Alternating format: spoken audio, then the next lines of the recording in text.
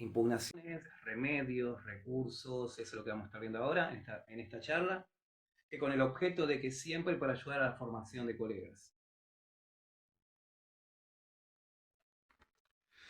Bueno, lo primero que voy a empezar a hablar sobre esto mientras se van uniendo algunas personas, ahí veo que saludaron algunos,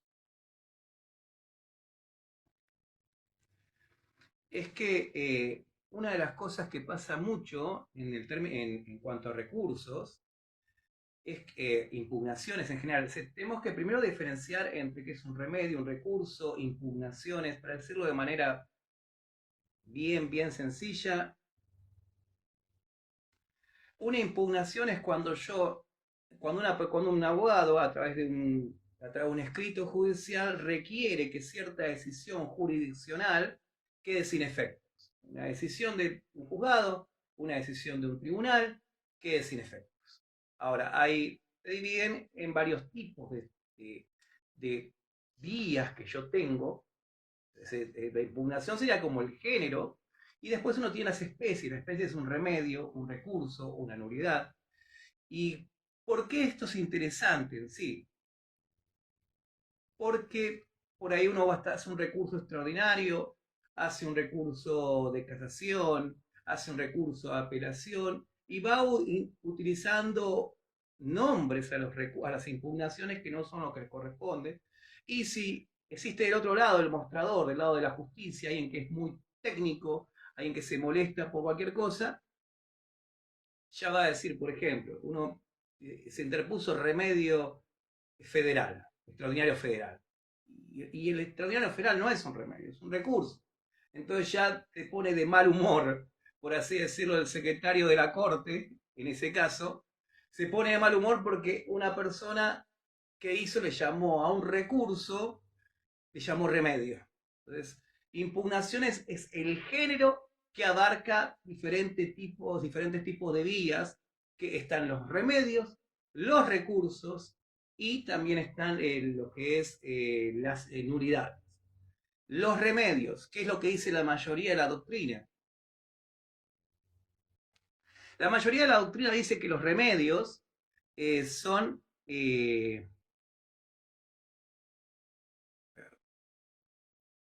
la mayoría de los remedios remedios serían únicamente cuando uno le pide al órgano jurisdiccional que deje sin efecto una decisión, y esa decisión que se le pide que deje sin efecto la resuelve el mismo órgano que a uno le envió la petición.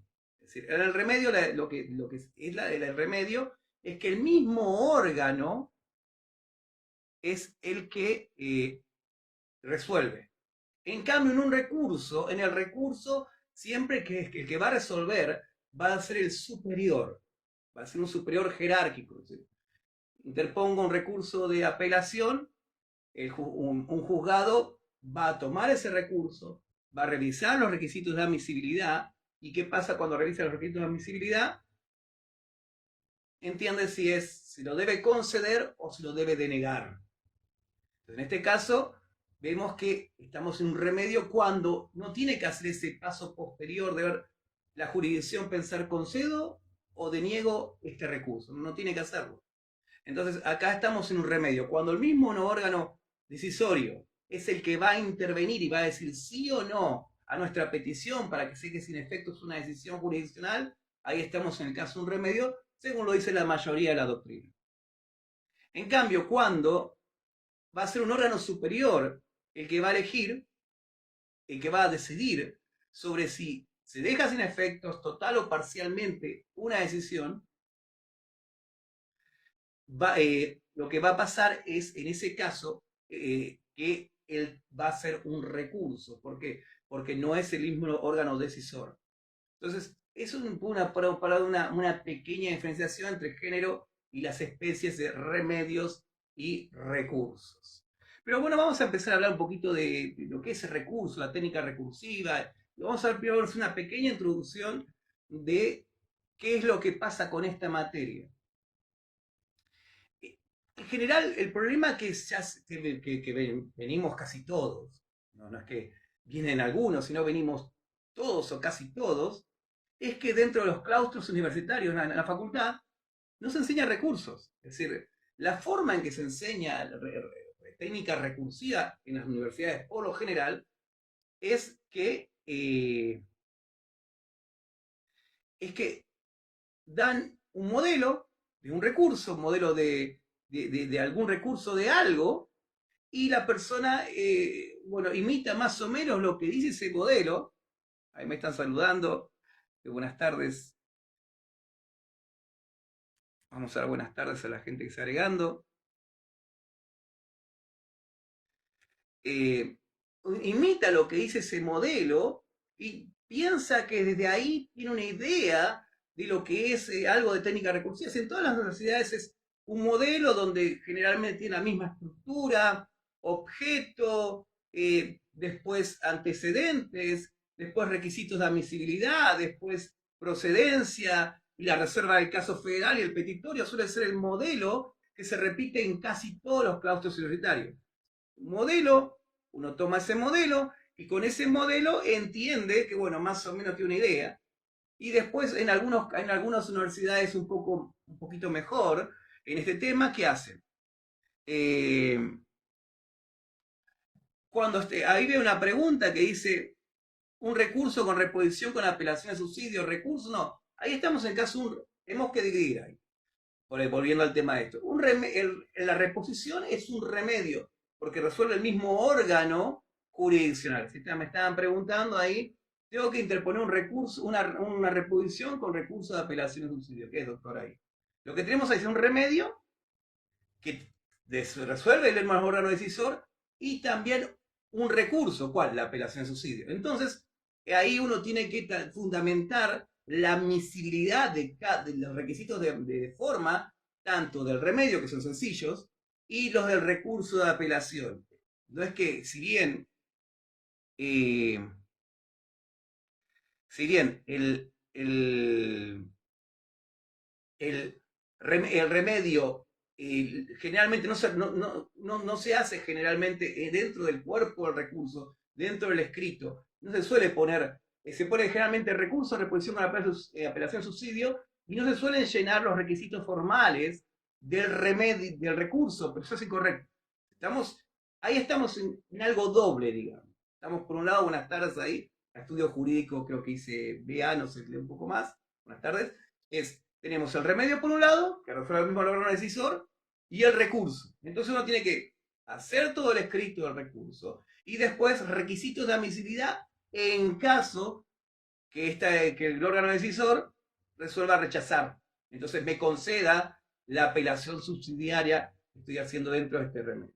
Pero volviendo al tema de esto de la formación. La formación universitaria es, te doy un modelo más o menos parecido en casi todos lados, objeto, antecedentes, requisito de admisibilidad, recaudo de admisibilidad, plazo, sentencia, depósito en algunos casos, tipo de decisión, después procedencia, derecho, te ponen reserva de caso federal, petitorio. Eso es la estructura que se realiza de recursos. Y después, en otras universidades con un poquito más de tino, ¿qué hacen? Vamos a trabajar un caso en concreto.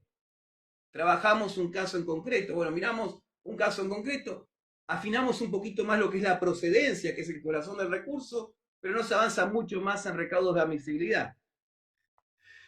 ¿Qué decir de hablar de técnicas de argumentación? Técnicas de leer Robert Alesi o leer Atienza o todos los grandes pensadores en lo que es la técnica de argumentación. Eso no suele darse. En algunas universidades que se hace un poquito más afinado, se estudia un poquito más todo lo que tiene que ver con el lenguaje, la vaguedad, textura abierta, ambigüedad. Se estudia un poquito algo de falacia, que es una falacia argumentativa, pero lo que es técnica de argumentación, propiamente dicha, se ve poco. Entonces uno sale de la facultad con un modelo que se fue por ahí, que tomó de ahí, aparte del modelo, quizás habrá estudiado un casito más para hacer un recurso, y algo de falacias y algo de razonamiento jurídico, y con eso uno sale a patear tribunales, y cuando empieza a patear tribunales, la forma de prepararse el recurso suele ser copiarse entre todos. Es decir, uno toma un modelo de uno, toma un modelo de otro, por ahí se compra un libro de modelos, y ahora, por ejemplo, con la IA, uno puede ponerle a la IA, le ponen el prompt, quiero que actúes como abogado especialista en derecho procesal, y haceme un modelo, haceme una estructura de recurso tanto, y esa es como más o menos se empiezan a formar todos. Es decir, lo poco que supe salir de la facultad, un poquito de razonamiento jurídico, una estructura por ahí, otro copiado por allá, ahora con la IA un poquito más, y uno entiende que alguna idea de técnica recursiva tengo y no es lo correcto. Es decir, no se sale desde la facultad, y eso uno tiene que, por eso hay que hablar del problema general, es que no se suele abordar con suficiencia todo lo que es técnica recursiva. Entonces salimos con un problema en la facultad. Sabemos poco para recurrir. Después, ¿qué otra cosa más pasa también en la facultad? Porque tenemos que hablar de la formación que hace que uno no tenga la técnica recursiva suficiente. En la facultad se suele dar por dicho, se suele dar como por sabido, que uno ya sabe todas las partes de una sentencia, que sabe autos, vistos, considerando, que sabe lo que es, que es un fundamento determinante, o ratio decidendi, o holding para el derecho americano, y sabe lo que es un obiter dictum, un obiter dicta, y se da como por sabido que uno entiende la estructura de una sentencia, de un decisorio judicial, y no suele ser esto lo que pasa, es decir, se da por sabido sin explicar. Y nadie, ninguna persona, porque nadie puede saber lo que no se le explica, entiende del todo. Puede sumarse una idea de leer tantos fallos, de leer un fallo con la facultad y estudio de fallos, y va entendiendo más o menos de oído, por así decirlo, como un instrumento, va entendiendo de oído cómo más o menos tiene que recurrir. ¿Y qué pasó? No sé realmente lo que es una sentencia. Entonces ya tenemos un doble problema. Tenemos un problema, por un lado, el problema de falta de formación en técnica recursiva, falta de formación en argumentación jurídica, falta de argumentación en toda la técnica de recursos. Y a la vez de eso tengo que añadirle también que no tengo la suficiente técnica en cuanto a qué es una sentencia. ¿Y por qué es importante saber el tema de lo que es una sentencia? Porque es lo que uno va a atacar. Uno va a atacar en un recurso un dispositivo sentencial. Va a atacar una decisión judicial. Y la única forma para poder atacar correctamente este dispositivo sentencial, este decisorio, es sabiendo bien qué es. Es decir, teniendo una idea avanzada de las partes que corresponden al decisorio, y así poder uno atacarlo. Entonces, una de las cosas para quien quiera, para quien ya esté haciendo recursos hace años y para el que esté recién entrando en esta etapa, es tener conciencia de que la poca formación recursiva de las facultades y también tener conciencia de la poca formación en cuanto a qué es una sentencia. Y estas dos cosas son fundamentales para empezar a tener una mínima idea de cómo empezar a ver el camino para empezar a recurrir. No puedo querer recurrir bien si no sé bien que tengo un problema recursivo, porque nunca me enseñaron, no porque sea un tonto, sino que nunca me enseñaron, y como nunca me enseñaron, no voy a poder desarrollar algo que nunca me enseñó nadie. Entonces, primero, bueno, soy consciente, me enseñaron poco. Segundo, también me enseñaron un poco que es una sentencia. Bueno, empezar a ese déficit a atacarlo. ¿Cómo? Con estudio. Empiezo a estudiar sobre el tema, empiezo a estudiar libros de técnica recursiva, empiezo a estudiar libros que hablan bien de qué es una sentencia, una sentencia, qué es un dispositivo sentencial, cuáles son sus partes, cómo son, qué es un considerando, cómo son los hechos antecedentes, cómo se estructura la sentencia, para poder atacarla correctamente. Eh, ahí me dicen, ahí me piden que recomiende bibliografía. Yo voy a decir, a lo último voy a decir un par recién estamos al principio de todo, voy a dar alguna bibliografía, decir que, bueno, por ejemplo, para decir una hora, ¿cómo fundar un recurso de Genaro Carrió? Un clásico, ¿cómo fundar un recurso de Genaro Carrió? Es muy bueno, muy, pero muy, pero muy bueno. Es un libro que recomiendo. clásico, básico y muy, muy bueno. Eh, Después, volviendo, siguiendo, sí, avanzando un poquito más, lo que tenía preparado, me hice como un pequeño bosquejo, es eh, después de que tenemos que, ya sabemos este problema estructural, no sabemos técnica recursiva, no hemos sido preparados con técnica recursiva, no hemos sido preparados acerca de lo que es una sentencia, tenemos que empezar a tener una idea de las cosas básicas que uno tiene que hacer para hacer no solo un recurso, sino cualquier petición a la jurisdicción. Por mucho tiempo, y se sigue todavía, no es que ahora no, se ha tenido la idea de como que escribir complejo, escribir rebuscado, es el lenguaje correcto para un letrado. Y esto no es correcto. No es correcto, ¿por qué? Primero porque hace que los abogados se divorcien de quiénes, los que piden justicia. Y lo mejor es que el que pide justicia más o menos entienda. No quiero decir con esto que uno le tiene que dar un recurso a un cliente y el cliente lo va a leer y va hasta poder criticarlo y entender todo. No estoy diciendo tanto. Pero las peticiones que uno tiene que hacer tienen que ser entendibles para quién, para la persona que nos contrata. Y en el caso penal esto es mucho más fuerte todavía. ¿Por qué? Las reglas de Brasilia dicen que en caso de grupos vulnerables, mujeres, nativos, niños, detenidos, ancianos, esto hay una obligación de ser claro, no es un si quiero, no es un si puedo. Las reglas de Brasilia dicen que cuando hay grupos vulnerables hay que ser claro. ¿Y qué significa ser claro para las reglas de Brasilia? Creo que son las reglas 54, 60, si no recuerdo mal, en este momento, que hablan de esto. Ser claros es una obligación para los dos, dado el mostrador, para los jueces y para nosotros los abogados, en nuestras peticiones nosotros, nuestros recursos nosotros, y los jueces en sus decisiones. ¿Para qué? Para que la persona que esté en situación de vulnerabilidad pueda entender. Entonces, esto de ser rebuscado, esto de tratar de uno de inflar el lenguaje para que parezca de alguna manera ser más intelectual, es algo que es incorrecto desde el punto de vista legal. Las reglas de Brasilia fueron aprobadas por la Corte a través de la acordada número 5 del año 2009. Y hablan bien claro de esto, hay que ser claro. Y ahora, saben que la mayoría de nosotros debemos saber que hace un tiempo, en 2021, si no recuerdo mal, hay una acordada de la Corte que está obligando a usar esto de lenguaje claro. Hay que ser claro. Entonces, una de las primeras cosas que tiene cualquier petición judicial, lo que incluye a impugnaciones, recursos, remedios, nulidades, es ser claro.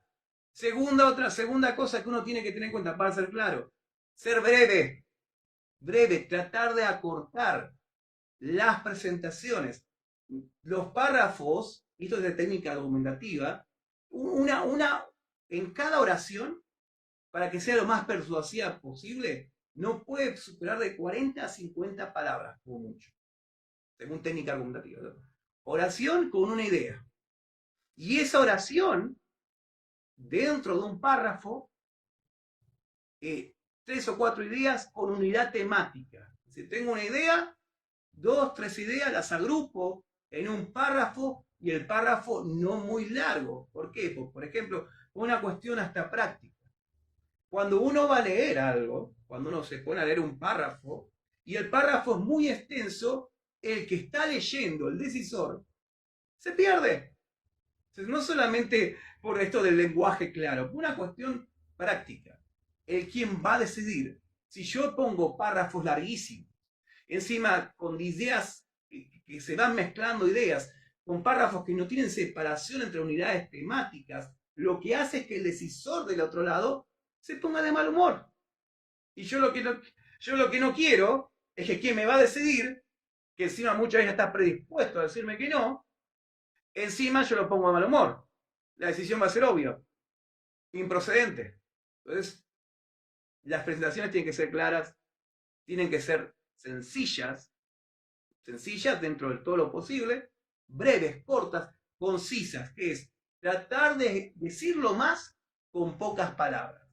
Otras cosas más, una de las cosas más que uno tiene que tener, no solamente para impugnaciones y peticiones en general, no mucha doctrina, no mucho fallo. Es un error muy grave, porque primero porque tenemos que ver también cómo juega el principio de Juris Novit Curia, es decir, el juez sabe el derecho. O Jus Novit Curia, dicen algunos, en latín dicen que es de una manera, otros de otro. Pero el principio en español es el juez sabe el derecho. Y cuando uno se le pone a explicar, empieza a transcribir artículos, empieza a querer explicar al juez cosas obvias, porque a veces uno ha hecho eso, le cita el artículo y le pega el artículo y le pone negrita, no es lo correcto. ¿Por qué? Porque ya lo sabe. A lo sumo uno puede saltar una frase, pero es lo que hace que tiene que leer. Todos los tribunales, todos los juzgados, las cámaras, todos están iguales. Están abarrotados de trabajo. Y yo le traigo más trabajo y en un montón de hojas. Eso va a hacer que quien me decide lo ponga mal humor. Entonces uno tiene que tener en cuenta que las presentaciones tienen que ser breves, concisas, claras, con doctrina poca y la doctrina relevante. No me pongo a citar a un autor casi desconocido en el ámbito académico. No. Y después, los fallos. ¿Qué fallos? Hay que tener, esto ya escapa un poquito de la charla, pero hay que tener en cuenta también, hay que saber de técnicas de interpretación de precedentes, saber diferenciar entre qué es un precedente, que es una decisión jurisdiccional, que es un fallo plenario, porque no todos tienen la misma fuerza argumentativa. ¿Se entiende? Por ahí también hay que ser práctico. Por ejemplo, uno sabe que va a interponer un recurso y sabe ya la opinión de la Cámara, el criterio de la Cámara, y más o menos coincide con la idea que uno tiene, bueno, ahí sí es bueno poner algo de decisiones de ellos. Es lo que se llama jurisprudencia. Si jurisprudencia se llama colección de fallos, jurisprudencia, y lo que es precedentes son menos, es una decisión jurisdiccional emanada de un tribunal de superior jerarquía, llámese en casos federales la Corte Suprema de Justicia de la Nación y en casos donde se discuten derechos humanos el organismo pertinente que interpreta ese tratado. Por ejemplo, un precedente para interpretación de la garantía del doble conforme, lo más precedente de todo no es lo que dice la Corte, no es Casal, no es Martínez, no es Santos, sino lo más precedente de todo, lo más fuerte sería Herrera Ulloa o Mohamed versus Argentina. ¿Se entiende? Entonces, saber diferenciar entre lo que es un precedente, lo que es una decisión jurisdiccional, lo que se llama jurisprudencia, lo que es un fallo plenario y saber qué tiene más fuerza normativa, más fuerza argumentativa para poder eso invocar a la jurisdicción. Es algo que tiene que tener en cuenta. Entonces, ya iba a hablar de la diferencia de remedio-recurso, pero me adelanté, eso ya está tocado. Y vamos a hablar un poquito de la estructura de cualquier impugnación. Ahora sí entramos fuertemente al tema de la estructura de cualquier impugnación, de cualquier remedio-recurso. Como ya le diferencié, no importa cómo esté ubicado en el código procesal correspondiente, la mayoría de doctrina dice que remedio es cuando resuelve el mismo órgano decisor y que recurso es cuando resuelve un órgano decisor de superior jerarquía. Ok, ya tenemos eso. Bueno, ¿qué tiene todo recurso? ¿Cómo la estructura de cualquier recurso, de cualquier remedio y recurso también? Es primeramente el objeto, que uno viene a hacer. Y ahí algo bueno que hay que tener en cuenta es, volviendo al tema de la brevedad, la concisión, la claridad, decir uno a qué viene. Interpongo recurso de casación. Interpongo recurso de apelación. Entonces, ¿a qué vengo? A eso responde el objeto. Vengo a interponer un recurso. Después, ¿contra qué resolución? Resolución tal, del registro de tal lugar.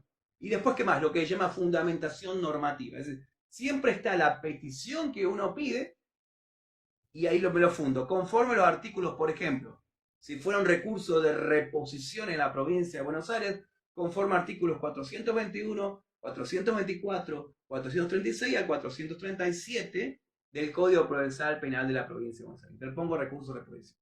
Y si es con subsidio, tendría que añadir los que vienen después del 437. Entonces, 421, si vengo por imputado, 421, 424, 436, 437, 438 hasta el 447, si no recuerdo mal.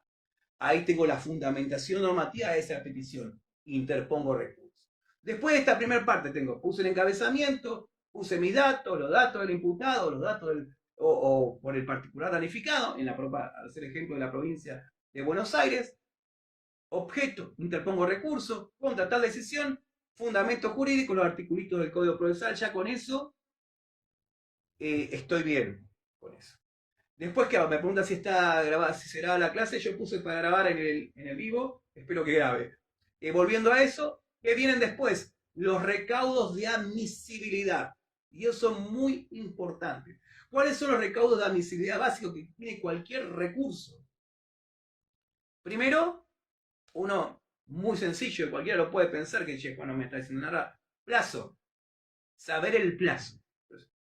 Tengo un recurso de apelación, suelen ser 3 días, en algunos lugares son 5 días, provincia de Buenos Aires son 5, en otros son, y por ejemplo en decisiones que están relacionadas con la libertad, suelen ser por horas, 24 horas, 48 horas, sé que estoy hablando para personas de diferentes lugares, pero las apelaciones suelen ser de 3 a 5 días, en las cuestiones relacionadas con la libertad suelen ser por horas, 24 a 48, en los recursos ya más elaborados, recursos de cadación, suelen ser 10 días a 20 días, y a veces cuentan por días hábiles y a veces por días continuos, como en la provincia de Buenos Aires, por ejemplo. Entonces tengo ese plazo. Ahora, hay una salvedad en penal. ¿Cuál es la salvedad? Si me llega la cédula, tengo la cédula, me llega la cédula acá, empiezo a contar. Ahora antes llegaba así en papel. Estoy un poco antiguo. Me llega la cédula digitalmente. Ya sea si estoy en provincia por el token, si estoy haciendo una causa federal por el sistema de gestión judicial de 100, si estoy en la capital federal, en el fuero porteño penal, me llega a través del email la notificación, después me llega por el portal de litigante. Y el plazo, ¿cómo lo empiezo a contar? Me llega la cédula y lo empiezo a contar, pero hay una salvedad en penal, y justo me están medio preguntando eso, me están bastante señalando, y es, en penal, pero no para todos los recursos, si uno se pone estrictamente en técnico, la Corte ya ha enmarcado varios precedentes y aún el mismo Código Procesal Penal de la Nación, que cuando nos dice que cuando la naturaleza de los notificados es importante, exige la notificación personal, 146 si no recuerdo mal, entonces, en penal, las decisiones cuando son de cierta entidad, la mayoría, gran parte de ellas, tienen que ser notificadas obligatoriamente al imputado. Esto tan claro en los códigos procesales no está. Entonces, pero Juan, entonces, ¿por qué me siento si en el código procesal no está? No. En los códigos sí, pero la Corte ha dado varios precedentes, más que nada en los casos de los recursos extraordinarios. Pues si uno se pone en fino, no siempre se aplica. ¿Y qué pasó en Dubrá, que es el más famoso, Dubrá, Salas, después uno último que es muy bueno, que es del año 2021, si no recuerdo mal es de mayo de 2021, Maidana, por decir algunos, hay muchos más, pero son algunos ejemplos, la Corte dio una razón de derecho. En el marco siempre, en el marco de Dubrá y de Salas, dentro del marco de la interposición de recurso federal y la queja por su denegatoria. Si estamos hablando únicamente del recurso federal. Ahí dijo, como razón, ¿qué es la razón de derecho? Es lo que dice la jurisdicción en un caso en concreto. ¿Cuál es el argumento principal? Como razón de derecho dijo, los recursos no son del imputado, del defensor. No son una potestad del defensor, que es el defensor dejó de pasar el fallo y después de que dejó de pasar el fallo, que quede firme, ya está. El imputado no tiene más nada que hacer. No, no, no, no, no. Los recursos, las decisiones que afectan dentro del marco del recurso extraordinario federal y la queja por denegatoria, tienen que ser sí o sí notificadas al imputado para que él vea lo que tenga que hacer. Después seguimos. ¿Qué pasa después de esto, de esta decisión? la Corte siguió avanzando con esta idea y en el año 2021 en Maidana, ¿qué fue lo que dijo? En Maidana dijo, no, en Maidana exige, fue en el marco de un recurso extranjero provincial, y dijo, en la provincia de Buenos Aires, dijo, no, no, no solamente se exige que se notifique, es decir, que le llegue a la persona si está detenida la decisión jurisdiccional, sino que aparte de que la entienda, es decir, lo correcto, que casi ninguna jurisdicción lo cumple, es que le llegue que no que le llegue la decisión, sino que el imputado sea citado si está detenido, donde está, o está en libertad, se lo cite al asiento del juzgado, al tribunal, lo que sea, y ahí se le pueda explicar en forma que él entienda, porque eso es lo que dice la Corte, lo dice en realidad, lo dice el Procurador General de la Nación y la Corte se remite a la opinión del Procurador, de manera que entienda para que entienda y entienda también no solamente la decisión, sino qué recursos, qué vías puede usar en contra de esa decisión. Entonces en penal no solamente tenemos que contar por nuestro plazo, sino tenemos que empezar a contar desde el plazo del imputado si uno lo sabe hacer valer bien, porque esto muchos no lo hacen caso. A mí me hace una pregunta, es, los plazos se cuentan a partir de la hora cero del día siguiente exactamente, ¿este correcto? Las primeras 2 horas hábiles tienen que ver con del lugar hábil en el lugar. No es lo mismo la misma hora hábil del foro porteño, que empieza de las 9 hasta las 15, que el foro de la provincia de Buenos Aires, que es de 8 a 14, que el foro nacional en la Ciudad Autónoma de Buenos Aires, que es de 7 a 7 y media a 13:30. Después están preguntando sobre el expediente electrónico. No sé dónde es la persona que pregunta, pero lo correcto cuando habla del expediente electrónico, tenemos ahora expediente electrónico, cada expediente electrónico, cada jurisdicción, los tribunales superiores suelen dictar protocolos. Por ejemplo, provincia de Buenos Aires, no sé si la mayoría sea la provincia de Buenos Aires, calculo, tiene 3 diferentes acordadas que dictó: 40-13, 40-39 y 40-40. 40-13 y 40-39, 40-39, 40-40. Tengo que estudiar esas. Una sola pertenece al penal, pero las otras se aplican supletoriamente y ellas tienen un anexo único. Ahí establece exactamente cuándo se empieza a contar el tiempo de la notificación. Ahora, yo que les puedo dar por algo de lo que me ha dado la experiencia, que el plazo no nos tiene que importar. ¿Cómo? Pero Juan, en lo posible, hay veces que uno no puede por trabajo, pero en lo posible llega una decisión que uno tiene que impugnar, no espero, empiezo a hacerlo. ¿Por qué? Porque sabemos que los plazos son fatales para nosotros. Para nosotros sí que son perentorios. Me paso un día, me paso una hora, me paso unos minutos, murió. Entonces, la recomendación, hacer de cuenta que los plazos no existen y tratar de presentar los recursos mucho tiempo antes. Pero me extendí un poco en el tema de los plazos. Por eso salto un poquito las preguntas de plazo, porque si no, no avanzo. Después la pregunta es lo último, así avanzo un poquito más la clase. Admisibilidad, recaudo de admisibilidad, plazo. Ya expliqué un poquito lo del plazo, lo que es. Después todo, sentencia que tengo que recurrir. La sentencia que tengo que recurrir, en el recurso que yo la quiero meter, ¿está dentro de ese catálogo o no? Una sentencia que no está y está, puede ser cuando genera un gravamen irreparable. ¿Qué es esto de gravamen irreparable? Es aquello que perjudica a la parte de tal manera que si no se lo repara a la parte en ese momento, en el futuro, si llega a ser reparada, ya no sirve. Entonces se llama gravamen de imposible o tardía resolución ulterior. Entonces, acá están hablando sobre apelo, lo voy a hablar, cuando se ponga la palabra apelo, así se corre traslado, así, cuando se llama apelo, o sea, es manifestar la voluntad impugnaticia de un decisorio. Otra cosa que hay también que diferenciar un poquito de lo que es recurso en pauperis.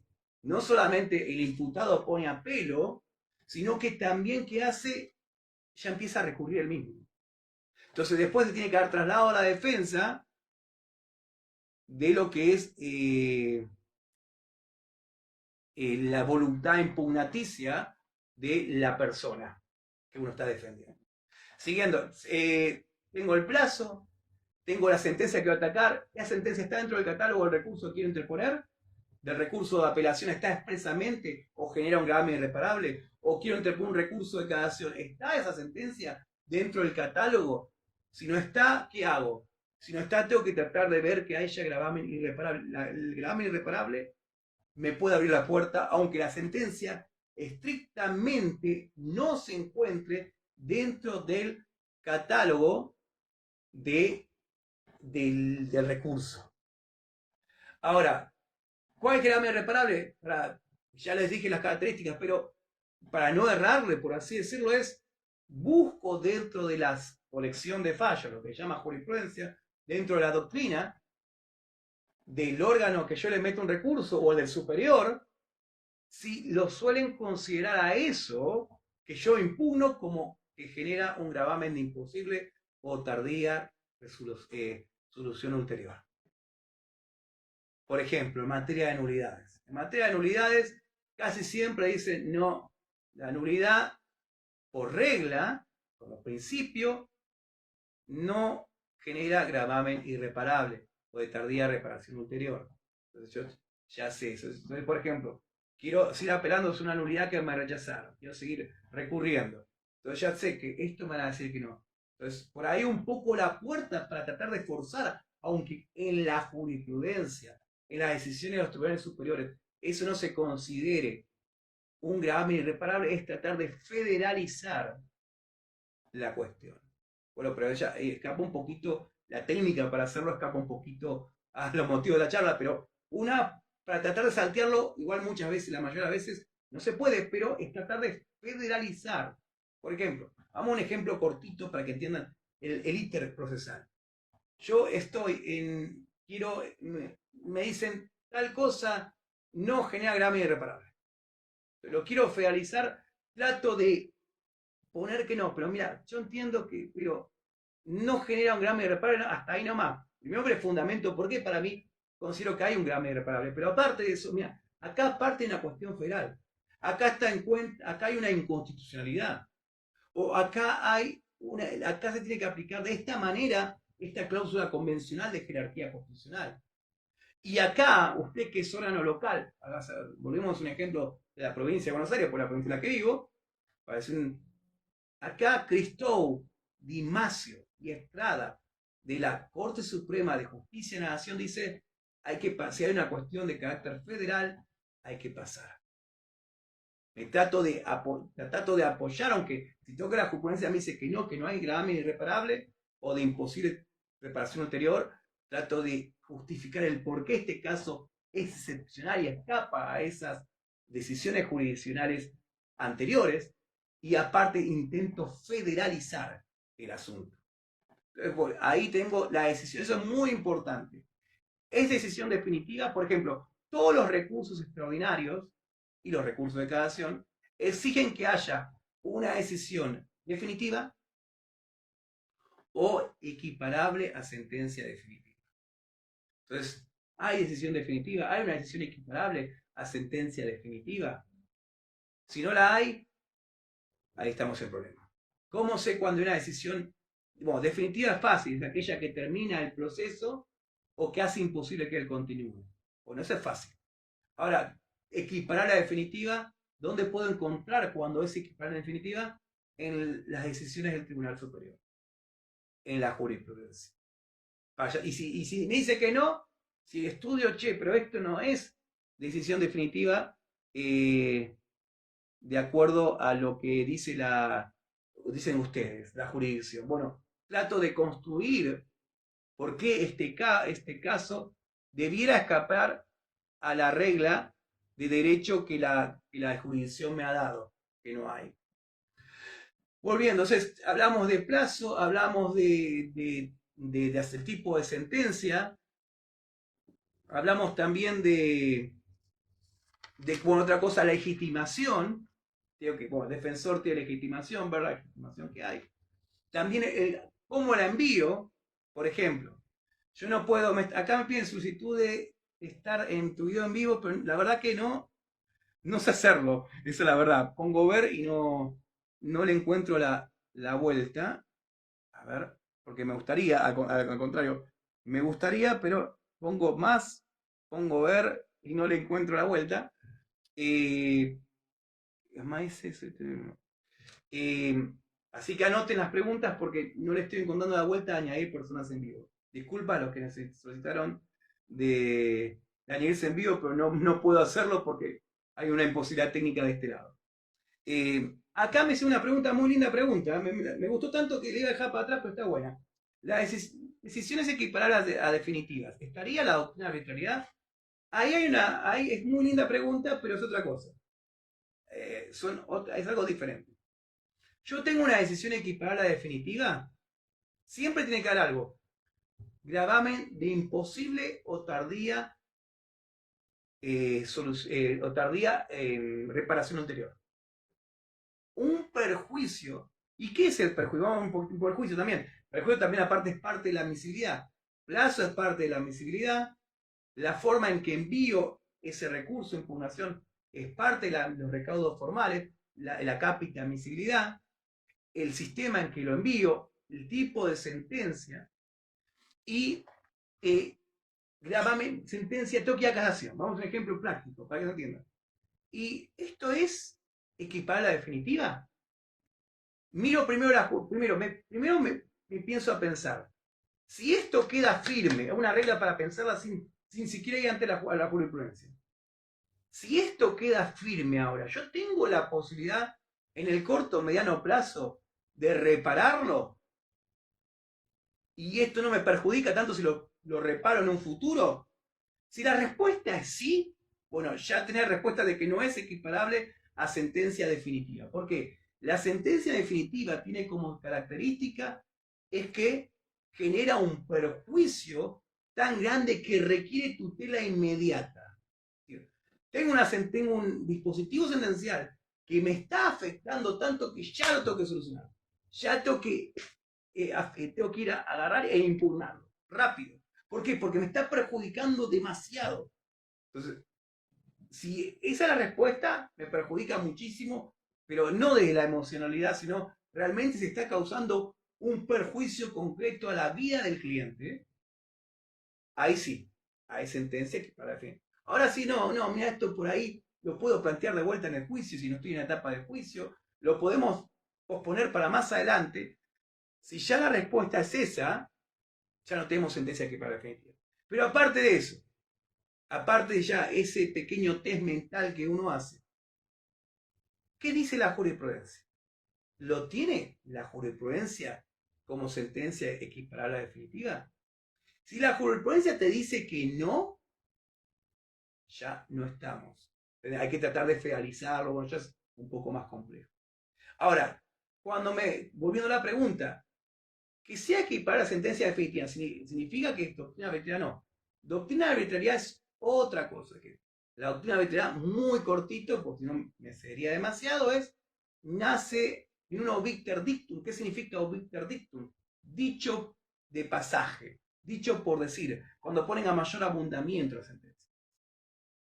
Algo así, al decir, en el año 1909, en un caso conocido posteriormente, Rey versus Rocha, la Corte introduce esto que ya está en la Corte americana, de sentencias, esto no son sentencias, aquellas construidas sobre los caprichos de los juzgadores, sentencias arbitrarias, desprovistas de todo sustento legal, y ahí ya es un obicter dictum para abrir. Después, por el año 1932, ya empiezan ahí está el primer caso de sentencia arbitraria, y ya en la década del 40, avanzado el año 47, 48, ya empiezan a dar a la Corte Suprema a descalificar sentencias por arbitrario. Después viene un caso muy famoso que ustedes seguramente lo recordarán, la facultad, muchos, que se llama Colalillo, así que anótenlo porque es un abrecabezas, es muy buen caso, donde la Corte ya habla muy fuerte de lo que es una sentencia arbitral. Y da una definición. ¿Qué es una sentencia arbitral? El concepto, aquella decisión. En realidad no lo dijo en Colalillo, lo dijo en el año 1947. En otro caso, lo repite en Colalillo y lo hace más fuerte porque Colalillo fue un leading case muy famoso. Dice que una decisión arbitraria es aquella que no es una derivación razonada del derecho con arreglo a las circunstancias comprobadas en la causa. Entonces ya esto dice, hay una arbitrariedad cuando una decisión no es una derivación razonada, además uno puede hasta pensarlo, derivación razonada del derecho vigente con arreglo a las circunstancias de la causa. Entonces, cuando ya lo que dijo la jurisdicción no entra en la lógica, no entra en razones, ya no es una decisión razonada. Por ejemplo, un supuesto de arbitrariedad es contradicción. El mismo órgano decisor me dijo que sí, en una parte me dice que no, en el cuerpo de la decisión se está contradiciendo. Autocontradicción interna. Supuesto de arbitrariedad. Otro supuesto de arbitrariedad. Cuando la jurisdicción afirma algo que no tiene nada que ver con lo que hay en la causa. Es decir, ¿dónde encuentro sustento? ¿Qué prueba dice esto? De la cual puedo decir esto. No hay. Se aparta de las constancias. Entonces tenemos arbitrariedad es un supuesto de descalificación de cualquier decisión jurisdiccional que nace en doctrina de corte. Después de la década del 50, Carrió hizo un libro, este lo recomiendo, anótenlo, el recurso extraordinario por arbitrariedad de sentencia, de la editorial Sabellido Perrot, muy bueno, y ahí ya da los casos de arbitrariedad, una casuística. Y la Corte más o menos respeta esta clasificación que hace Carrió. Volviendo, pues estamos siendo de tema. Seguimos en la admisibilidad. Plazo. ¿Cómo interpongo la decisión? Tipo de decisión que recurro. Legitimación, en algunos casos depósito. Esa parte es la parte para entrar al recurso. Eso todavía ya aprendimos a escribir clarito, ya sabemos que tenemos que ser claros. Bueno, vamos a la parte de admisibilidad. Por eso siempre en cualquier recurso, en cualquier modelo que uno ve, los modelos hablan siempre de la admisibilidad. Entonces, primero tengo que entrar. Si no entro, y eso siempre que admisibilidad es la parte de entrar. Y esta parte de entrar en los recursos de carácter extraordinario, ¿y qué es un recurso extraordinario? Son aquellos recursos que en principio no se discute hecho y prueba. Solamente se recurre por cuestiones de derecho, interpretación de derecho. Y en muchos casos derecho federal. Tengo un recurso extraordinario, tengo un recurso. Primera parte, escribo claro, ya lo tengo, ya hago párrafos cortos, no abrumo con doctrina, no abrumo con fallos que no tienen nada que ver, escribo con párrafos con unidad temática, con oraciones de no más de 40 palabras, ya sé todo esto, vamos bien, bueno, hago la parte de admisibilidad, le voy diciendo, mira, fue notificado tal día, vence tal día, y como lo interpongo tal día, estoy dentro del plazo extemporáneo. Punto, ya tengo bueno, fui y lo interpuse ante el órgano que me dictó la decisión que me genera agravio, que es el que dice el código, bueno, cumplí ese. Bueno, hay un depósito sin un recurso, lo cumplí, lo pagué. Voy haciendo como un chic de una lista de supermercados, voy tachando, ok, cumplí el requisito de admisibilidad. Requisito de admisibilidad cumplido, bueno, procedencia, otra cosa más. En todos los recursos, especialmente los extraordinarios, eso más que nada, hay que también que el recurso tiene que ser autosuficiente. ¿Qué es esto autosuficiente? Que ahí me están diciendo, entiendo que hay muchas formas de ingresar a nuestro recurso de consideración de no puedes cambiar algo de, cuando dice que me preguntan si Carrió cambió, en realidad Carrió en el libro hace una clasificación donde él se toma el trabajo, no es como ahora, sino que se tuvo que ir directamente a la biblioteca de la corte, tomar los tomos de la corte, estudiar y empezó a clasificar diferentes supuestos. Y la misma corte después que hizo, empezó a usar la misma clasificación de Carrió. Por eso es el libro que es como el libro sobre de doctrina arbitrariedad de sentencia. Entonces, Para no irme de tema, sigo con el orden de la exposición. Ya tenemos tratamos de cumplir la admisibilidad, legitimación, plazo, tipo de decisión, forma de envío, depósito, si la decisión es definitiva, no es definitiva, generarme irreparable o no. Ya esta parte la tengo. Cumplo con las reglas de estilo que me dio la jurisdicción del lugar donde estoy interponiendo el recurso. Perfecto. Voy a la parte de autosuficiencia, antecedentes. Tengo que meterlo en tema. Depende qué recurso.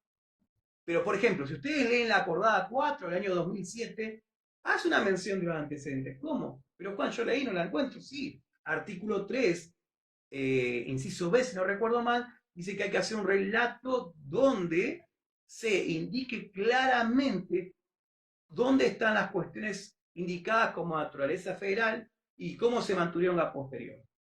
Ahí tenemos antecedentes. Es decir, yo lo meto en tema sobre lo que voy discutiendo. Es decir, yo con los antecedentes, y que yo cumplo el requisito de autosuficiencia, lo meto en tema al juez. Acá estoy. ¿Y cómo es la autosuficiencia? ¿Tengo que escribir todo? No.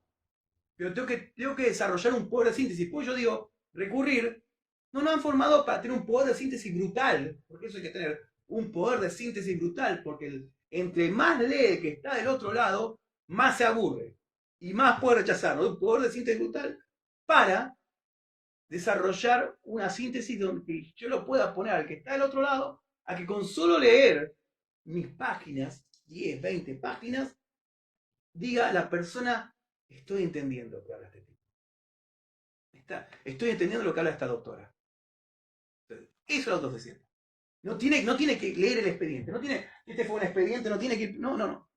Estoy leyendo el papel, ya entendí. No tengo que ni siquiera. Después que hace muchas veces la jurisdicción, recibe el recurso, aunque sea autosuficiente, che, voy a mirar si me dice la verdad. Bueno, pido los autos principales. Entonces tengo esa autosuficiencia. ¿Qué viene después? Viene después de la autosuficiencia, viene lo que es la procedencia. ¿Y qué es la procedencia? Es lo más, en realidad todo es importante, porque si no entras, no van a discutir la procedencia. Esta es la parte, la procedencia y la suficiencia. La procedencia y suficiencia, los autores no distinguen muchas veces muy bien esto. Es, la suficiencia tengo que hacer una crítica razonada, concreta, de la decisión que me causa agravio. Sí, yo tengo no sé, no tengo otro ejemplo. Vamos a hacer de cuenta, esta es una decisión, esta es la decisión jurisdiccional. Es un ejemplo que no olvide más. Y se apoyan estos son los pilares en que se apoya la decisión. Si yo corto este, todavía se sigue apoyando. Si yo corto este, todavía sigue apoyando. Ahora, si le corto y queda uno, se cae. Bueno, eso es la suficiencia. No puedo dejar en pie ningún fundamento decisivo. Si yo dejo en pie de la decisión que estoy atacando un fundamento decisivo, un fundamento importante, la decisión se mantiene en pie y mi recurso va a ser rechazado. Eso es suficiencia. Desmenuzo la decisión que me causa agravio y la destruyo en sus partes. Y ahora, ¿por qué es importante saber bien parte de sentencia? Porque hay algunas partes de la sentencia que uno no tiene que recurrir. Por ejemplo, autos y vistos. Vieron que han visto muchas veces que uno lee una decisión judicial y hace como, cuando uno empieza a leer y no se apresura a leer la parte resolutiva, hasta parece que uno empieza a leer y a veces parece que no dan hasta la razón. Y uno queda contento, está dando la razón, me habla re bien, y después uno lee lo último y dice, se rechaza improcedente. O lee las dos primeras páginas, no tiene ganas de leer las 10 páginas, se va a lo último y dice, rechaza ese recurso por improcedente. Y así, pero ¿cómo? Si yo leí las dos primeras páginas y ya me imaginé que iba a poder leerlo, que iba a ganar. No ibas a ganar. Lo que pasa es que en las primeras páginas, en los autos y vistos, ¿qué hace la jurisdicción? Tiene que hacer un sumario, un breve resumen de la posición de las partes. Tiene que hacer del recurso, de lo que es el recurso. y después entra a resolverlo. Este patrón lo ven siempre, lo ven en decisiones de tribunales, en decisiones de corte, en decisiones de cámaras, los ven en todos lados. Siempre fecha, autos y vistos. Ellos como que meten en tema a la persona que va a leer la decisión, vino, interpuso recurso de reposición, dijo como fue un fundamento que en el caso en concreto se violó la garantía de defensa en el juicio porque la decisión fue arbitraria conforme al tenor de la doctrina de arbitrariedad sentencia. Y después sigue hablando. Y también invocó jurisprudencia de esta corte como jurisprudencia de sistemas regionales de derechos humanos. Y es un resumen. Y a posterior se presenta la fiscalía, la parte contraria dice que se tiene que rechazar el recurso por este. Es una decisión, la primera parte no está decidiendo. Entonces la primera parte no tengo que criticar nada. A veces uno ve que si bien en la primera parte en realidad tendría que abordarse de manera objetiva, uno ya al leerlo al principio muchas veces puede ver que ya está tomando la jurisdicción partido. Uno puede ver cuando, por ejemplo, escribe mucho más del lado contrario, seguro que me voy a la última página y rechácese. Entonces, la primera parte no se critica. Después, los considerandos cuando empiezan a abordar la cuestión, ahí toca hacer la suficiencia recursiva. Desmenuzar el dispositivo sentencial y decirle, critico esto está mal por esto. Y después lo que es técnicamente la procedencia, aparte de la crítica, la procedencia es no. Y ustedes tenían que haber resuelto ¿qué es ese certiorario? Abril certiorario, está hablando de abril certiorario, bueno, no sé si lo tengo tiempo para explicar. Está diciendo, suficiencia, procedencia, es decir, ustedes tenían que haber hecho esto y aplicar la disposición jurídica de tal manera, o violaron la disposición jurídica agarraron la disposición jurídica y aplicaron una disposición jurídica que no era. O aplicaban la disposición jurídica que era, por la interpretación que hicieron, fue tan retorcida que totalmente la desnaturalizaron. La violación, cómo fue la violación normativa de disposición jurídica y cómo tenía que haber sido. Después, continuando con esto, tenemos entonces la admisibilidad, la suficiencia, que es la crítica de cada uno de los elementos de la decisión que me genera el agravio, la procedencia, mezclada también con la suficiencia, esto se tiene que interpretar así, fue mala interpretación de los hechos, o los derechos por esto y esto y lo otro, y así se tiene que interpretar. O a veces, cuando uno ya pide una nulidad o una nulidad dentro del recurso, es acá hubo una violación de tal disposición jurídica procesal, y esto a la vez viola tal garantía, y esto trae el perjuicio, cuando hablamos de nulidad, ¿no? Entonces, hago todo esto y después el petitorio. ¿Y qué hago en el petitorio? Y me olvidé un poquito en la procedencia. En la procedencia también están los temas federales, están las cuestiones constitucionales, están las inconstitucionalidades, están las cuestiones federales simples. Pero eso, bueno, excede cómo explicar esto, porque no es el ámbito de la charla. Pero también dentro de la procedencia si hay cuestiones federales. Se introdujeron, se mantuvieron. ¿Qué pasó con eso? La jurisdicción respetó el tema federal o no respetó. Lo pasó por alto, ¿qué hizo? Y el tema federal, lo adelanto así como vuelo de pájaro, no puedo explicarlo por cuestiones de formato, el tema federal no es la reserva de caso federal tiene que ver con la doctrina de arbitrariedad de sentencia, lo tiro como pista, nace como ella, era un criterio que tenía la Corte de que tenía que prever el litigante qué comportamientos arbitrarios, pero se fue abandonado hace más de 49 años, para ser exactos. Entonces, cuando uno hay un tema federal, uno tiene que plantearlo en el primer momento del proceso, saber plantearlo, mostrar qué es relevancia, la relevancia que tiene. Y está relacionado un poco con la pregunta que vi recién, que decían, pero el BRIT, el BRIT es un BRIT criollo, porque se lo trae de Estados Unidos, y en Estados Unidos es para que entren los casos, no para rechazarlos, pero acá nuestro es para rechazar. Y yo estoy de acuerdo, ¿por qué? Porque el BRIT es para rechazar casos cuando la cuestión federal es intrascendente para la Corte. ¿Y cuándo es intrascendente la cuestión federal? Muchas veces la cuestión federal es trascendente, pero la Corte es intrascendente. ¿Por qué? Porque el que recurre no supo construir, porque es una construcción, la trascendencia de la cuestión federal. ¿Qué quiere decir esto?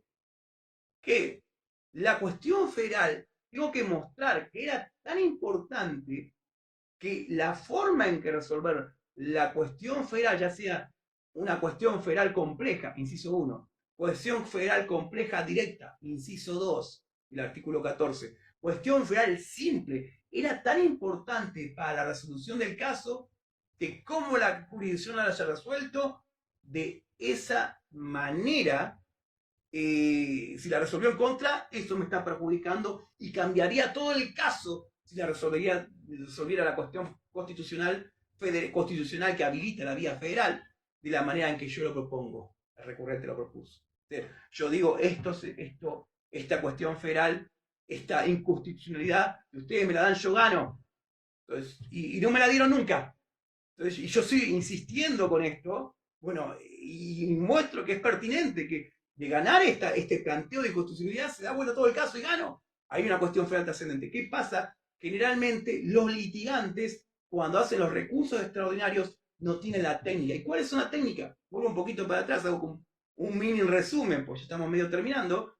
Es la técnica. No hay escritura clara, no hay escritura concisa, no hay escritura breve, se inunda de doctrina a la corte, o se inunda de fallo a la corte que no tiene nada que ver a la corte. ¿Sí? Falta de entrenamiento en técnica recursiva. Esto se entrena.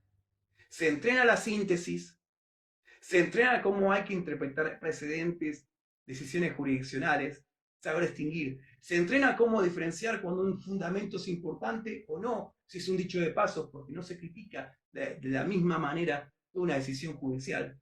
Se entrena qué doctrina tengo que invocarle o qué precedente. Se entrena el hacer analogías entre precedentes. Se entrena a escribir menos, porque cuesta escribir menos. Uno, a veces, como abogados, nos gusta mucho hablar o nos gusta mucho escribir, y a veces uno piensa que entre uno mal escribe, se va a convencer del otro lado. No. En técnica argumentativa es siempre claro, conciso, breve, jerarquizar argumentos. Tampoco se hace en técnica de recursos. Nadie jerarquiza, no, este es mi argumento principal. Porque es obvio que si uno le pone 500 argumentos, ¿qué hace la jurisdicción que está predispuesta a rechazarte? Te agarra lo más débil, te hace puré, para decir bien que se entienda, y después los otros argumentos no los pasa por alto. Y uno después tiene que tratar de mostrar que era arbitrario, pero ya te mató. Y ya entre uno más va subiendo en el interrecursivo, ya es más difícil. La técnica se complejiza tanto que en general en los recursos extraordinarios matan más que nada por la falta de formas. Me están preguntando que es bueno citar partes del fallo jurisprudencial. En cuanto a eso es un poquito, escapa un poco, pero lo explico muy cortito. Yo invoco un precedente, hay que distinguir también entre precedente, fallo, jurisprudencia, pero eso es para otro tema. Pero si yo invoco algo, tengo que hacer un puente. Yo no puedo alegremente, ¿qué hacemos todos? Yo soy abogado como ustedes. Agarro, busco en Google o busco en JUBA, pues, jurisprudencia de provincia de Buenos Aires, o en el Foro Nacional, encuentro un párrafo que me gustó, me acuerdo, este párrafo me gustó, lo copio, lo pego, y sin criterio lo copio y lo pego, y lo quiero meter para mi caso, y resulta que yo quiero hablar de un caso penal, y ese era un caso que sonaba, era muy lindo el párrafo, pero un caso de previsional. Pues no es correcto esa cita. Yo tengo que citar un fallo que tenga analogía en los hechos lo más posible. Y que también el el procesal sea un calco.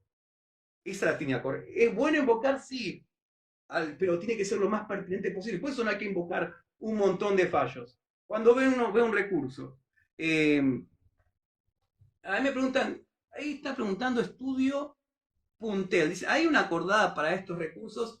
No sé a qué recurso se refiere. Si me puede aclarar en un segundo mensaje a qué recurso se refiere, le respondo. Sí, pues la acordada para los recursos extraordinarios, mire, la acordada 4 del año 2007 te abre el panorama para entender un poco bastante los recursos. Pero como les digo, el tema recursivo es un tema que requiere gran preparación.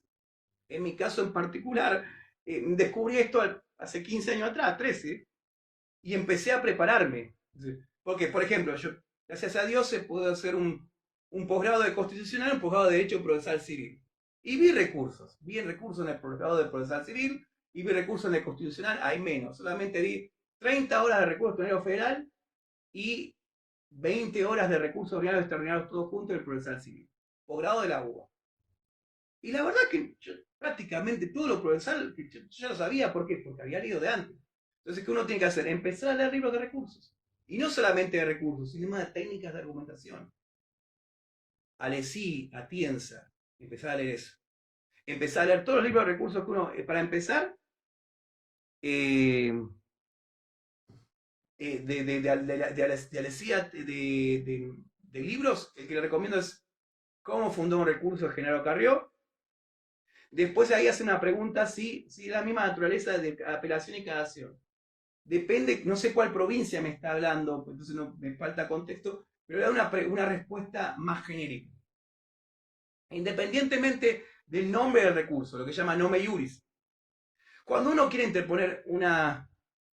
eh, acá otra pregunta me dice, en el SAIG o la biblioteca del PGTN, ¿es bueno para buscar jurisprudencia? Sí, es buena. La página de corte es mejor todavía, para buscar jurisprudencia.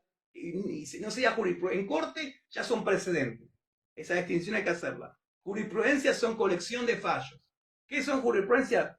Bueno, todos los fallos que todos los tribunales, órganos jurisdiccionales medio inferiores, todo jurisprudencia. ¿Por qué? Porque ninguno puede decir esto se hace así y esta es la última palabra. Cuando estamos en última palabra, precedente. Cuando no estamos en última palabra y la cuestión se puede mirar más arriba, jurisprudencia, colección de fallos. Temas de derecho común, el precedente sería lo que dice el Tribunal Superior Provincial. Ese era el precedente generalmente. Y después, en tema de derecho federal, el precedente siempre va a ser lo que diga la Corte Federal. Y si ese tema de convencional, de jerarquía constitucional, instrumento de derechos humanos, el precedente va a ser el presidente, la última palabra va a ser Corte Interamericana de Derechos Humanos, en los casos del sistema regional de derechos humanos. Y acá una cuestión un poco más rara, si es el Pacto Internacional de Derechos Civiles y Políticos, lo que sea precedente, pero no es un órgano jurisdiccional, sino que emite comunicaciones, sería, entre comillas, porque en sí en realidad es la última palabra, sería el Comité de Derechos Humanos en Ginebra, para lo que es la máxima autoridad interpretativa del Pacto Internacional de Derechos Civiles y Políticos, que es muy importante en penal, porque es por el artículo 14. Artículo 8 de la Convención Americana, artículo 14 del Pacto Internacional de Derechos Civiles y Políticos, son importantísimos, no solo para penal, sino que también se extienden a otros fueros, para lo que es las garantías mínimas que componen lo que se llama la garantía del debido proceso. No tenemos solamente un debido proceso desde el punto de vista nacional, sino tenemos un debido proceso desde el punto de vista del sistema regional de derechos humanos y también del sistema universal de derechos humanos. Bueno, hay un montón de organismos, de comités que interpretan instrumentos de derechos humanos que hoy tienen jerarquía constitucional. Vuelvo a una pregunta que me fue un poco de foco, apelación y casación. Apelación, no sé, no puedo encontrar bien el contexto y me es difícil leer, pero sí, voy a responder un poquito más genérico. Tengo una decisión jurisdiccional y el que me hace, tengo una decisión provincia, modelo, que es el que más estoy, o también Foro Nacional, Tribunal Criminal en Provincia de Buenos Aires, Tribunal Oral y Criminal en el Foro Nacional. Tengo, en el caso de la provincia de Buenos Aires, tengo Tribunal de Casación de la provincia de Buenos Aires. Y después tengo, en una sentencia, condenan a mi cliente. Lo condenan por el delito que sea.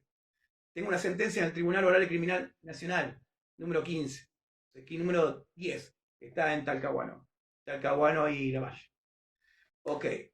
¿Cuál es la alzada? La alzada de la provincia es Tribunal de Casación Penal de la provincia de Buenos Aires. La alzada del nacional es la Cámara Nacional de Casación en lo Criminal y Correccional, ubicada en Talcahuano y Tucumán. casi en Tucumán y Villamonte.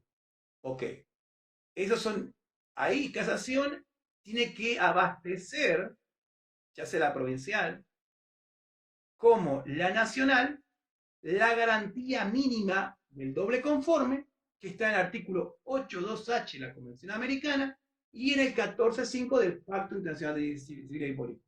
Entonces, ¿qué pasó? Esto, ¿y cuándo tenían que haberlo hecho hace rato? Tenían que haberlo hecho en el año 85 y 86, que está el pacto, la convención y el pacto como ley. Y después pasaron a ser tratados, y después pasaron a ser instrumentos de jerarquía constitucional. De ahí, pero en Argentina se empezó a cumplir cuando esto más. Porque antes había como una separación de esto de derecho, y los recursos de cada uno se podía entrar. Después de Casal, presidente muy conocido de Corte Federal, y Santos, si no recuerdo mal, Santos o Salto, para los tribunales provinciales, esos dos presentes, no solo Casal, Casal es el más famoso, pero Casal y Santos, con esos dos, hay que garantizar el 82H. No importa lo que diga el Código Procesal. Si ustedes ven muchos de los códigos procesales, todavía legislan de una manera el recurso de casación con un montón de formalidades. Por ejemplo, en provincia de Buenos Aires está el artículo 450 que dice que hay que hacer un resumen en el segundo párrafo y da un montón de formalidades. Eso es incorrecto desde el punto de vista convencional de jerarquía constitucional. Los recursos de casación, los que tienen que garantizar el doble conforme, tienen que ser recursos amplios, ordinarios, sencillos, fáciles de interponer. Cuando es casación, el segundo, porque es un tribunal superior, lo que dice el código, para ser más técnicamente correcto, habría una cuestión federal ahí. Porque había que tachar de inconstitucional todos esos articulitos que dicen que ponen un montón de formalidades. Pero eso ya no se le da mucha importancia porque ya todo el mundo le hace por así caso a Casal, a Giroldi, a todos esos fallos, a Santos. Entonces, ustedes que tienen que tratarme todo, que sea un recurso ordinario. Ahora, a veces que hay en provincia, por ejemplo, está la apelación, una cuestión de negatoria de libertad. Te negan la excarcelación.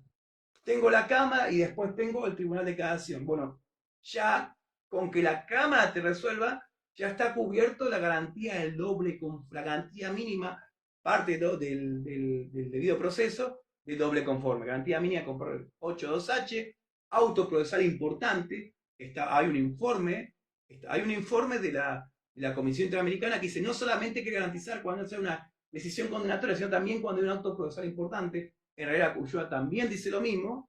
Y bueno, hay un autoprocesal importante que garantiza el doble conforme y tengo la Cámara, ya me lo garantizo. Entonces, ya, cuando tengo casación arriba, no sé si por ahí se refiere un poco a esa pregunta, la única forma de llegar a casación es que esa decisión que fuera arbitraria, que haya un tema de carácter federal. ¿Por qué? Porque Stoudy, Masso y Estrada, es decir, la doctrina de la Corte de que hay una cuestión federal, tiene que abordar hasta el último tribunal superior en la provincia, la cuestión federal y resolverla. Y después, en todo caso, si ahí no se resolvió y sigue recurrente, resuelve la Corte. Voy a ver las preguntas. Bueno, ahora hace un tiempito de algunas preguntas, vamos a ver qué dicen. Jurisprudencia para buscar decisiones equiparables a sentencia firme. Los diferentes sitios oficiales de provincia de Buenos Aires, Juba, buscan Juba, googlean Juba, van a encontrar. Es un poco complejo de buscar ahí, pero ahí pueden encontrar, ponen por voces también bueno, la página de la Corte para ver cuándo la Corte dice que hay sentencia equiparable a sentencia definitiva. Y después, bueno, las provincias tienen. Después dice, esto de la formalidad, ¿es para el velatorio de derecho de defensa? No, la formalidad. Mira, cuando habla esto de las formalidades, no es obligatorio para el derecho de defensa en cuanto, por ejemplo, siempre hay que garantizar en decisiones importantes, por ejemplo, libertad siempre va a ser importante. Pero siempre cuando hay una otra decisión importante en el proceso, hay que estar la obligación convencional de garantizar el doble conforme. Entonces, conforme que hay que garantizar esta garantía, Herrera Ulloa, Mohamed versus Argentina, Corte Interamericana, ¿qué hago yo? tengo que garantizar doble jurisdicción, tengo que garantizar doble conforme. Entonces, el recurso tiene que ser, no tendría que ser tan formal. Pero vayamos a otra cosa, voy a escapar un poquito la pregunta. Pero vos me decís que no tiene que ser formal. Bueno, ok, ¿qué hace la jurisdicción cuando el recurso no cumple tanto las formas, pero sabe que tiene que asegurar el doble conforme? Agarra, no te va a decir inadmisible, no cumple la forma, porque si no, no te deja ingresar. Te toma el recurso, te dice admisible, usted pudo entrar, y después dicen improcedente. Por eso no conviene por impósela, porque hace la trampa. Si yo si me lo pone inadmisible porque el recurso no cumplió las formalidades, el recurrente va a decir, esto me están violando doble conforme. Y después lo sigue para arriba y pues el superior le dice, sí, tiene razón, usted no se le garantizó doble conforme y salen retando los de arriba al de abajo. Entonces, no, ¿qué hace? La hace más sencilla, para no entrar en ese problema. Toman el recurso, admisible, improcedente. Por eso es importante que uno tenga entrenamiento en cumplir las formalidades recursivas. ¿Se entiende? Vamos a mirar otra pregunta en lo federal. Y bueno, después, bueno, otra vez, si alguna más, si no. Si es cada acción o apelación, pero esencialmente lo mismo. Que me rechacen por errores formales sería para mí. Los errores formales es lo mismo que respondí recién. Muchas veces que hacen para no pelearse con eso o tener problemas a posterior, la jurisdicción muchas veces, lo sé por boca de jueces, en una preparación de técnica recursiva, dicen, la hacemos más fácil. Así lo dijo el tipo abiertamente. Ustedes no cumplen con todos los requisitos establecidos, estipulados en el Código Procesal de la Provincia de Buenos Aires, porque había una charla de impugnación en la Provincia de Buenos Aires. Nosotros le damos ganchado le conforme, pero no va a ser procedente. Así de sencillo. Entonces, no conviene por el lado tanto. Lo que hay que hacer más que nada es entrenar la técnica recursiva. Y si no se la entrena y no se lo hace, bueno, ser uno consciente de las limitaciones que uno tiene, llamar a otro profesional que ceda sobre este tema, más especialmente cuando haya cuestiones en las que está relacionada a la libertad de una persona. Es decir, y esto no es que uno sea una persona que no sea fuerte intelectualmente porque no pueda recurrir. No, el problema es que formativo desde la facultad se ha enseñado poco. Y después no hay muchos autores que escriban sobre recursos. Y para exagerar un poco más, aún, por lo menos en los únicos 2 posgrados que yo tengo experiencia, no se habla tanto del tema. Entonces es una cuestión bastante autodidacta esta de formación de recursos, porque no se suele explicar mucho en la facultad que hay que estudiar técnica de argumentación. Por lo menos cuando lo hacía yo. Tampoco de recursos. Entonces, empezar a formarse sobre eso. Después se unió. ¿Puede repetir cuál es el recaudo principal para no ser rechazado nuestro recurso por improcedente? Por improcedente. Muy buena pregunta, me encantó. No sé quién fue. Castro 940. Excelente pregunta. Muy bien. Entonces, Castro está diciendo acá, la pregunta es, ¿puede repetir cuál es el recaudo principal para no ser rechazado nuestro recurso por improcedente? Bueno, igual es excelente pregunta, me encanta. Es así. La improcedencia es el corazón de lo que ya hablamos. Está la admisibilidad, está la suficiencia y la procedencia. Y esos son medios intercambiables un poco. Los más claros en doctrina lo distinguen. Pero vamos a explicar una que hablemos las dos juntas que están muy atadas. Tengo la decisión de la jurisdicción. La decisión se apoya en es una mesa, 4 patas. Si yo le quebro a la mesa una pata, se sigue sosteniendo con las otras 3. Es muy probable que la mesa no se caiga. Si yo le quito otra, ya es probable que se caiga. Si le quito otra más, se va a caer seguro. Bueno, para que un recurso sea suficiente, y también sea procedente, porque tiene que cumplir las dos cosas, es imprescindible que a la decisión jurisdiccional, a la parte de considerando cuando aborda el tema en cuestión, la destruya parte por parte. Por ejemplo, volviendo al tema de las cuatro patas, tengo cuatro patas, destruí una, me enfoqué en de un agravio el que más me molestó, más que dijo la jurisdicción. Dijo las otras tres partes, se sigue sosteniendo el decisorio y si se sostiene, es improcedente. ¿Se entiende? Salvo que, digo, bueno, esto hay un recurso que en forma parcial lo establecí y por esto solo y por esto me agravio, bueno, ahí sí. Pero si yo quiero matar toda la sentencia y maté uno, no. Suficiencia, crítica pormenorizada, procedencia. Digo, ¿cuál es la disposición? ¿Cómo se interpretó el hecho y el derecho en el caso en conflicto? ¿Y cómo tendría que interpretárselo? ¿Y cuál fue el perjuicio de la mala interpretación del hecho y derecho que me hicieron? En concreto, la vida de mi cliente. ¿Y cómo tenía que haberlo hecho para que no me perjudique? Después otra pregunta.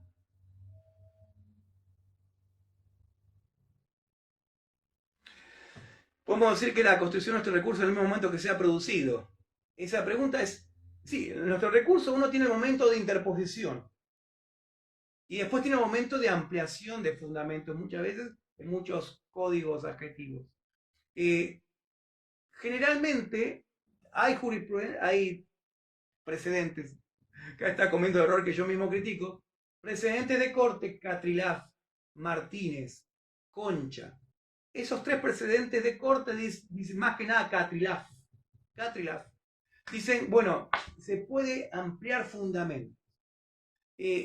Ahora, para no pifiarles, hay cosas que sí, lo puede después pelear, pero para no errarle, en el momento de interposición, después uno tiene el momento de ampliación.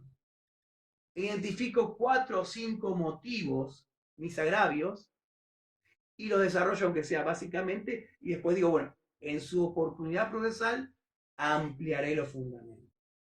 ¿Sí? Por ejemplo, Código Procesal Penal de Nación, o el artículo 460 y pico, 65, 66, no me acuerdo bien el numerito, habla de lo que es la ampliación. Bueno, yo interpuse los agravios y después en esta oportunidad los voy a ampliar. Ahora, volviendo a técnica recursiva, voy a también que estudiar. A veces no combina que con tanto agravio. Buscar los agravios más fuertes, los otros dejarlo aparte. Porque te matan el más bajo, los otros lo dejan por ahí, es una victoria atrás. Después hay otra pregunta más. Me despido de alguien que agradece. Bueno, muchísimas gracias ahí, doctora Nicole, que me agradece también. Después otros que van saludando. Bueno, están preguntando, agradeciendo, muchas gracias por el agradecimiento. Y bueno, veo que no hay muchas más preguntas. Y bueno, le agradezco mucho a las personas que están del otro lado, que me dan esta oportunidad para poder explicarles un tema que realmente me apasiona. Y bueno, si alguno tiene algún recurso que hace inicio de asesoramiento, ya tiene las puertas abiertas para poder comunicarse conmigo.